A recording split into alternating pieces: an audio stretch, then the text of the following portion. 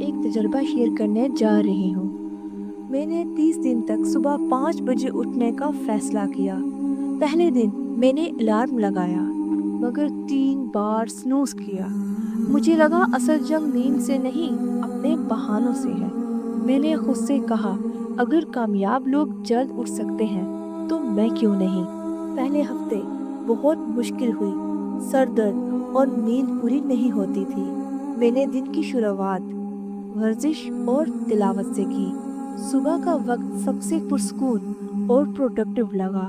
میں نے روزانہ پلان بنایا کون سا ٹاسک مکمل کرنا ہے۔ میرا فوکس اور خود اعتمادی بڑھنے لگے۔ ایسا لگا جیسے دن کے 24 گھنٹے بڑھ گئے ہیں۔ تیسرے ہفتے میں ذہنی سکون محسوس ہونے لگا۔ چھوٹی چیزیں اب معمولی لگنے لگیں۔ میں نے سوشل میڈیا پر وقت ضائع کرنا کم کر دیا۔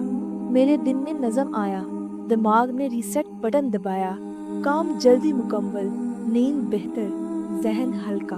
میں نے ویڈیوز زیادہ فوکس کے ساتھ ایڈٹ کی، نیا بزنس پلان رکھا، خود کو مطمئن پایا۔ لوگوں نے پوچھا تم اتنی انرجیٹک کیسے رہتی ہو؟ میں نے کہا صبح 5 بجے اٹھ کر دیکھو۔ یہ 30 دنوں نے سکھایا کہ ڈسپلن موٹیویشن سے زیادہ طاقتور ہے۔ جب آپ دل نہ چاہنے پر بھی کام کرتے ہیں ترقی شروع ہوتی ہے۔